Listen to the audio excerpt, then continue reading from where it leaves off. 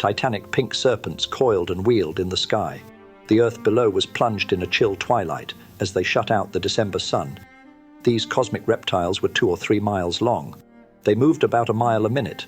As they came out of the northeast, they looked like a gigantic, low pink cloud driven by a hurricane. Suddenly, they split with almost military precision into the coiling, snake-like formation as predacious hawks hovered above them. When these hawks came at once with a noise like thunder, they rushed into compact masses, pressing upon each other towards the center. In these almost solid masses, they darted forward in undulating lines, descended and swept close over the earth with inconceivable velocity, mounted perpendicularly so as to resemble a vast column, and when high were seen wheeling and twisting in continuous lines which resembled the coils of gigantic serpents. Thus the naturalist John Audubon described a mass passenger pigeon flight over Kentucky, which he estimated included more than 1 billion birds. When the birds reassembled from their emergency snake formations, they constituted, Audubon estimated, a column 1 mile broad passing overhead at the rate of a mile a minute for 3 hours. Thus the solid mass of the birds would have covered 80 square miles. Such a monster would have required, the naturalist calculated, about 9 million bushels of food a day. It is nearly 200 years since anybody has witnessed such a phenomenon. Civilization and nature combined to destroy the almost incalculably vast hordes of pink-breasted birds which, acting in a weird unison, seemed to the pioneers like cosmic monsters invading the earth. Hundreds of millions were slaughtered by hunters. Millions perished in one great Atlantic storm when, it was reported, the sea over a radius of 3 or 4 miles was covered completely with their bodies. The passenger pigeon long has been extinct. The last survivor of the tornado-like masses now is mounted and on exhibition at the Smithsonian Institution. It died in captivity in the Cincinnati Zoological Park at 1 p.m., September 1, 1914. Every year, ornithologists get reports that one of these birds has been seen in some remote forest. Almost beyond question, however, these reports are due to the wish fulfillment of bird watchers.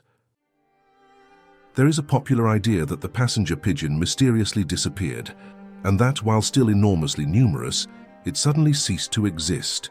Its annihilation has been attributed popularly to various natural phenomena, and it has even been rumored that the bird migrated to South America. The natural phenomena supposed to have been causative of its extinction are epidemics, tornadoes, early deep snowstorms, forest fires, strong winds, while the birds were crossing large bodies of water, which caused exhaustion and death by drowning. Circumstantial reports were published of immense numbers drowned in the Gulf of Mexico, a region well beyond the usual range of the bird. Destruction of the forests undoubtedly was a large detrimental factor, for the forests supplied their principal food as well as roosting and nesting places. A bird accustomed for ages to living together in large numbers and close ranks, whether in feeding, migrating, roosting, or nesting, might find it impossible to continue these functions with greatly reduced and scattered ranks.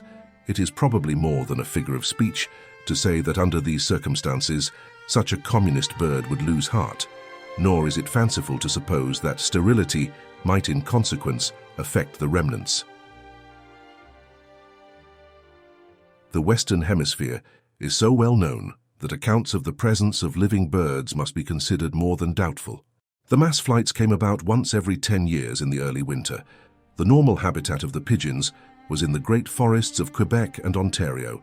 There they were widely scattered, feeding chiefly on acorns. When snow covered the ground, they moved southward, but ordinarily not in great masses. But a periodic failure of the acorn crop, of the extent of which the birds seemed to have some mysterious awareness, caused them to assemble in one body and start a mass migration southward, obscuring the sun for hours as they passed beneath it.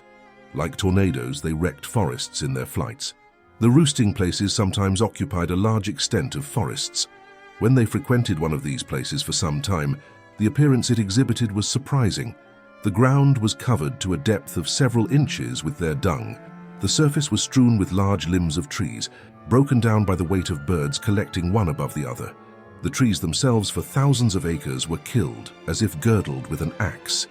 The marks of the desolation remained for many years on the spot.